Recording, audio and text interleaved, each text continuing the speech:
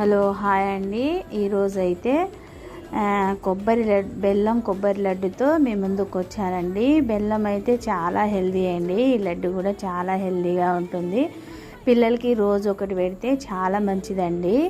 ఈ లడ్డు ఎలా ప్రిపేర్ చేయాలో ఈ వీడియోలో చూద్దామండి. కొలతలు అవసరం లేదు, మామూలుగానే చేసేయొచ్చండి కొబ్బరి లడ్డు. కొత్తగా చేసిన వాళ్ళు కూడా ఇలా సింపుల్గా ఈజీగా చేసేసుకోవచ్చండి. నేనైతే ముందుగా ఒక 4 కొబ్బరికాయలు తీసుకున్నానండి.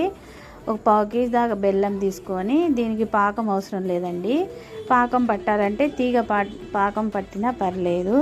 తీగ పాకం పట్టిన తర్వాత మనము కొబ్బరి ముందుగానే కొంచెం యాలకులు వేసి మెత్తగా మిక్సీ పట్టుకోవాలండి.